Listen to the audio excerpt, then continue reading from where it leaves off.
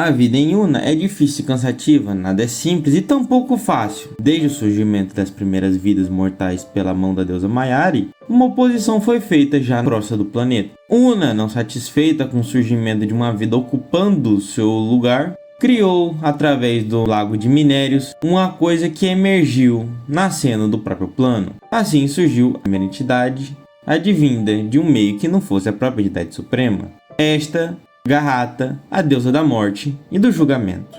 Por essência, essa deu origem ao primeiro ciclo entre a vida e a morte, uma corrida cíclica de início e fim. Maiari dava o início, o nascer e a vida, enquanto Garrata era quem punha o descanso àqueles que um dia tocaram a criadora.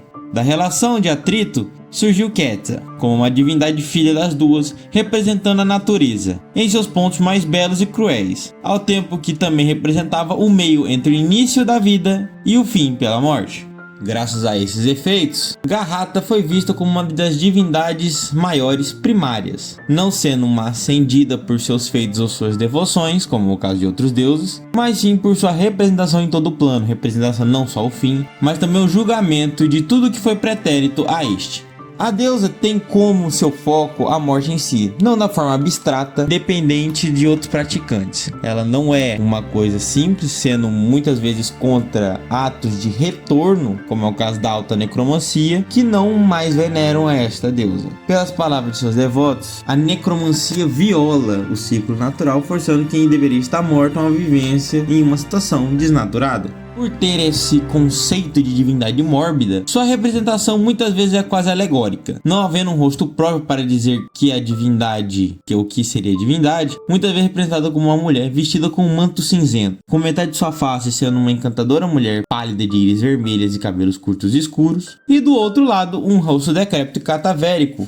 com mesmo uma caveira pura, com a energia de almas a percorre, mostrando um rosto translúcido e azulado que dá contato direto com os ossos. Por ter essa aparência assustadora e seu poder não depender dos mortais, são poucos os cultos cleros que têm essa divindade, o que faz esta deusa ser a menos cultuada em todo o plano de Una, mesmo ela sendo uma das mais poderosas, mas ainda porta um considerável clero, sendo composto de 3 doutrinas divergentes. Essas doutrinas se complementam em 3 aspectos, sendo o primeiro a ceifaria, o segundo a tribuna e o terceiro o moinho. A ceifaria é representada por 2 símbolos, sendo o primeiro a flor de papoula e o outro o corvo sobre a caveira. Seu significado remete ao fim da vida mortal, sendo compostos por devotos que fazem a colheita das almas perdidas. São um culto que não deseja mudar as coisas, mas manter a ordem do ciclo final, indo atrás de almas fugitivas ou de ressuscitados sem autorização. Eles são os mais ativos dentro do clero e também os mais temidos de todo o clero ligado a Garrata,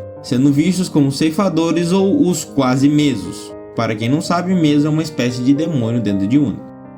Já que citei sobre a tal autorização, vou falar já do segundo grupo, que é a Tribuna. A Tribuna é uma entidade do clero da morte, representada pelo balanço suspenso, responsável pelo ato de ressurreição legítima, onde a deusa ou seus vassalos julgam os atos do renascido e concedem uma penalidade para seu retorno. A contradição do ciclo sempre vem com uma penitência, que pode ser algo simples como um ato, uma missão ou mesmo uma coisa mais exemplificada que poderá ajudar a manutenção de alguma coisa, ou até mesmo coisas mais intensas como a necessidade de criar algo, de encontrar ou destruir uma coisa que pode prejudicar o ciclo final. Às vezes pode ser uma coisa simples, às vezes pode ser complexa, vai variar muito da situação encontrada para a pessoa ter ressuscitado.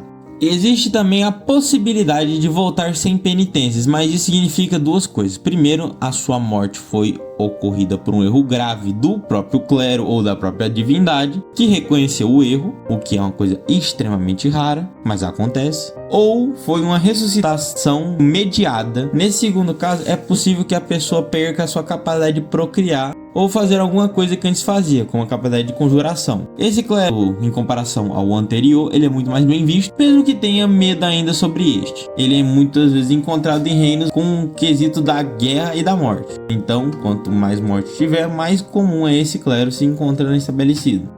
Por fim, o mais conhecido entre todos os cleros, os moleiros da deusa. Estes são representados por uma roda com uma carta de tarô em seu meio. cada um representa a formação e reputação do moleiro. Eles são quem guia e representa os deuses de outros planos para levar as almas para o seu justo lugar. São os menos conhecidos, como já dito, mas têm um trabalho mais complexo. São muitas vezes demônios mesmos nativos de Jultaria, que é o plano da morte, e raramente aparecem em Una, a menos que seja para alertar outros clérigos ou resolver alguma pendência que foi derivada da divindade. É comum que haja lendas sobre estes moleiros que dizem ser advogados dos próprios deuses. Alguns dos adeptos de outros deuses representam eles em até mesmo seus clérigos. Pouco se sabe sobre eles, exceto que eles fazem o que antes foi citado. Agora, voltando para a deusa, Garrata é uma divindade de pouca conversa e de muito trabalho. Não intervém ou atua no plano a menos que seja extremamente necessário para a manutenção do ciclo da vida e da morte, algo que só ocorreu uma única vez desde o início de Una, e seus aliados se resumem a Nagisa, que foi seu ex-sacerdote, atual deus da diplomacia e da traição, Araman, que é o deus da guerra e trata esta com extremo respeito, dando prestação de contas até mesmo à divindade em seus momentos de trégua, Kets, que é literalmente sua filha, e Oceanos, que é o segundo deus na natureza. Outros deuses, mesmo os mais ligados ao ato da morte, não atuam junto com essa deusa ou sequer se manifestam perto dela, se mantendo afastado. A deusa tem vários elementos, contudo ela não tem inimigos altamente ditos, sendo isolada de certas formas, tendo pouco contato com outras divindades, sendo só a prova de divindades que tem contato a sua criadora Una, a entidade suprema e os membros da sua própria hierarquia divina. Em seu nome,